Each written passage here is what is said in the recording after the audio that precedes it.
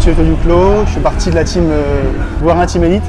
Donc je m'entraîne sous l'égide de Daniel Voirin, meilleur coach de France.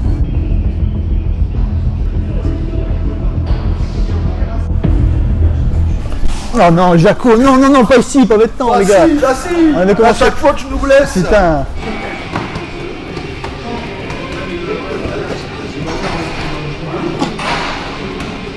Moi j'ai fait quelques bagarres quand j'étais petit, mais j'ai jamais été vraiment un mec à problème, tu vois, qui faisait des bordels. Si, je faisais un peu de bordel chez moi, je faisais quelques bagarres, mais rien de vraiment sérieux, tu vois. C'était pas non plus le... Genre j'étais pas un délinquant, quoi, tu vois. Mais je sais pas, il y a un truc qui est attirant dans le combat, dans la violence, une adrénaline que ça procure, que tu trouves nulle part ailleurs. Vraiment, une fois que tu l'as goûté, c'est très dur de s'en séparer.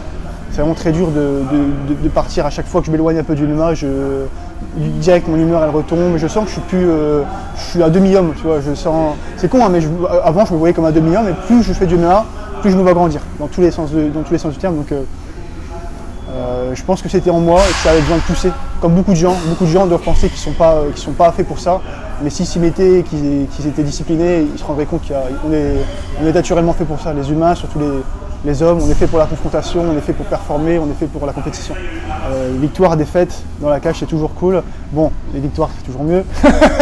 Non, la sensation de la défaite est vraiment horrible. Et c'est ça qu'on a peur de vivre, mais la sensation de la victoire est tellement prenante que ça nous rend addicts.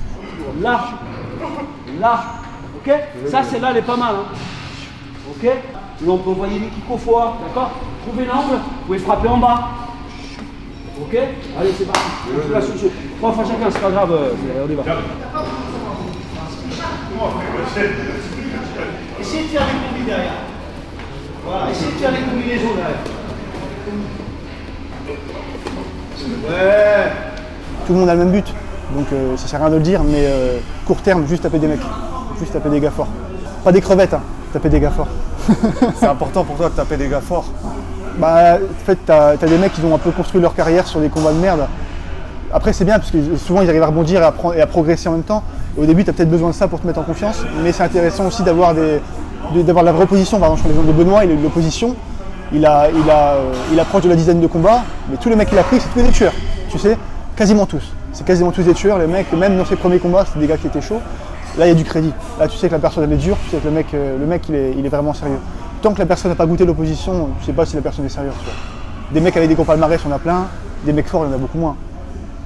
Mais franchement, merci à Mathieu. S'il n'était pas là, j'aurais pas pu organiser les combats car c'est beaucoup de temps. C'est au début, tu vois, comme tout le monde, je connaissais de nom Ibra, je voyais ses vidéos, je me disais ouais, c'est un petit mec, un mec qui fait des conneries, tu vois, entre guillemets un petit con, tu vois. Il arrive, il fait des pranks et tout. Donc je le voyais comme quelqu'un pas sérieux quand je le connaissais pas. Ensuite, on s'est rencontrés au Venom et là, ma vision a drastiquement changé sur lui. Je me rends compte que c'est un mec ultra droit. Un mec qui est combatif, qui a de l'envie, ça prouve, hein, de toute façon sa réussite le prouve. C'est un mec qui a vraiment envie de performer.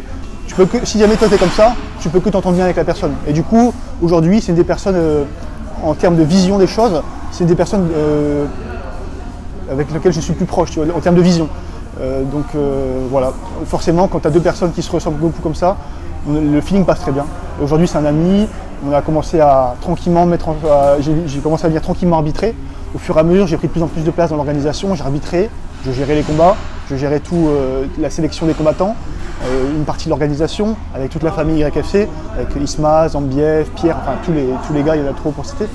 Et au final, bah voilà, maintenant je suis dans l'équipe YFC et j'en suis fier. Je suis très content de pouvoir travailler avec eux parce que c'est des mecs ultra droits. Et, voilà. Je suis content de les avoir comme encadrant et de les avoir dans mon cercle d'amis. J'imagine qu'Ibra a été quelqu'un qui t'a encore plus, on va dire, poussé vers les combats, qui a renforcé ton envie de combattre. Bien sûr, il a toujours fait. Mon premier combat, il était là. Malheureusement, défaite.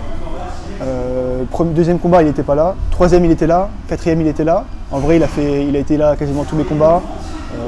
Voilà, il a été là pendant mes préparations pour mes combats. Il m'a aidé à avoir des opportunités pour le Bellator avec les KFC. Donc bien sûr, c'était un énorme tremplin, il m'a permis d'accéder à des choses auxquelles j'aurais peut-être pas accédé s'il n'était pas là. Mais en tout cas, je le remercie énormément pour ça.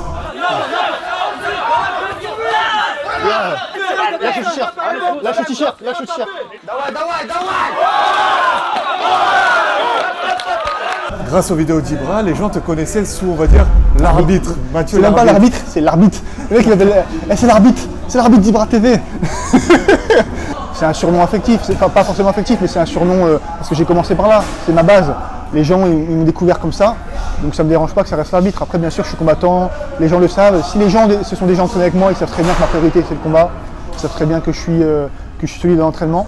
Du coup ça me dérange vraiment pas qu'on m'appelle l'arbitre, c'est même fun tu vois.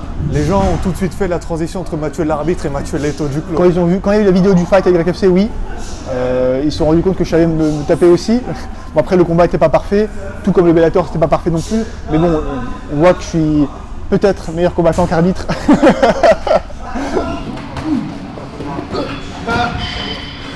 Tu l'aurais mis là. T'aurais l'air con là. Tu mets un gros KO à la bucket. Je sais pas comment il est mis. L'autre se fait passer ici. C'était fantastique, hein. C'était un petit peu un avant-goût de l'UFC. Daniel a déjà goûté à l'UFC plein de fois, donc il m'a dit les Bellator c'est excellent, mais tu vas voir l'UFC c'est encore pire. Mais donc rien que là, tu vois, c'était prenant. T'arrives dans un hôtel de luxe, tout est payé, comment ça s'appelle, les bonnes interviews, t'as les bonnes communications. Ah ouais, putain, c'est pro en fait, c'est ultra pro. Donc voilà, ça fait plaisir. Après, une fois dans la cage, c'est pareil, tu vois, une cage, c'est une cage. Donc ça change rien. Tu dominais le début. Est-ce que tu as voulu finir trop rapidement? Tu as été impatient? Non, j'ai été plutôt patient même au début du combat parce que j'avais knockdown Youssef assez rapidement et j'ai senti que j'avais le dessus en striking dès le début du combat. Et en fait, ça m'a mis dans le confort. Ça m'a mis dans le confort. Je me suis dit, il peut rien me faire, il peut pas me faire mal, il peut pas me knockdown, il peut pas me faire mal en fait. C'est moi qui mène la danse. Et du coup, j'ai commencé à négliger premièrement la garde. C'est déjà mauvais signe. Et ensuite, j'ai négligé la distance. Là, c'est horrible. En MMA, c'est la priorité. Quand tu as les deux qui sont pas gérés, bah, tu te fais KO'ter. Hein. Et moi, j'avais jamais goûté à un vrai knockdown dur. Là, j'étais sonné pour de vrai. Sur le moment, j'ai fait ah ouais, merde, c'est vrai que ça sonne, ça tourne. Et j'avais besoin de passer par là pour me rendre compte du danger des coups. J'avais sous-estimé Youssef, j'avais sous-estimé le MMA en fait, hein, la boxe, puisque j'avais jamais été sonné, j'avais sous-estimé la boxe. Et aujourd'hui, bah, je suis conscient des dégâts que ça peut faire. Je suis conscient que même si tu domines, rien n'est gagné. On a vu des tas de matchs qui se retournent. Je prends l'exemple de Ousmane contre Edwards. Tu peux jamais t'arrêter en mode. Tu peux jamais te reposer, tu peux jamais te dire ok, c'est gagné. Et c'est ce que j'ai fait. Donc, une grosse erreur. J'ai sous-estimé Youssef et il m'a défoncé devant plein de monde. Voilà. Daniel il me disait, s'il y a des gens qui ont vu les vidéos en entière, puisque c'est dommage, c'est malheureux, Bellator a publié que le moment où je me fais avoir et que je prends le knockdown, pardon. Ils ont publié que ça sur YouTube, mais si on écoute le combat complet, on entend Daniel qui fait « Mathieu, lève les mains et recule, arrête de jouer avec lui !» Un truc du genre. Et au moment où il me dit ça, je me fais knockdown. Je me suis pas assez vite rendu compte que Youssef était dangereux, tu vois. Même s'il était blessé, dangereux. En fait, un animal blessé, c'est pareil pour les hommes, hein. On est un peu des animaux. Un animal blessé, il peut devenir super dangereux, il peut avoir un peu d'adrénaline et il tente tout pour le tout. Pareil, bah, c'était le cas pour Youssef et ça a payé.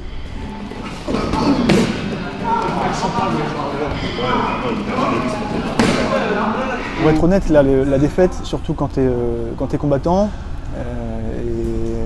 c'est très particulier, tu vois.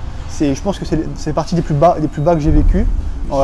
C'est le même niveau que que la perte de proches, tu vois. Tu te sens genre, tu as l'impression vraiment de devenir un sous-homme, tu sais. Et tu as des idées noires de fou. Des idées noires et après ça passe. Après avec le temps, tu commences à dire ah ouais en fait j'ai perdu pour ça, j'ai fait ça, j'ai fait ci. Et là tu réfléchis, tu dis ok, maintenant j'ai fait ces erreurs, il faut plus que je les refasse. Mais la zone juste après, surtout quand tu perds comme ça sur un truc à enjeu, ça fait mal. Ça fait très très mal. C'est un peu tabou en combattant de dire ça, mais tu te sens vraiment très très mal et t'es au fond du gouffre. Mais ça passe vite. Heureusement ça passe vite, sinon ce serait compliqué, je te cache pas.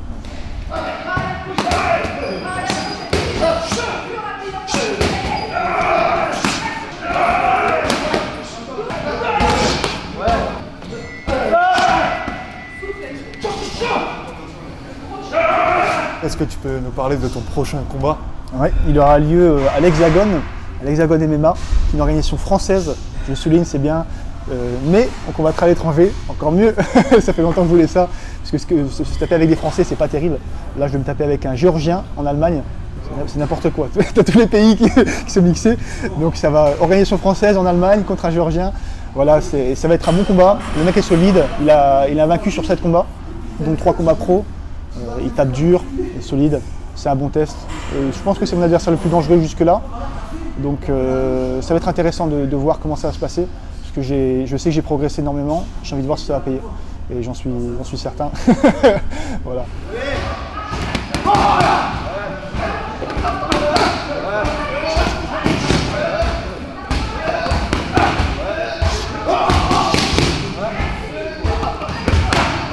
J'imagine que c'est très important pour toi de marquer le coup et de se relancer sur ce combat.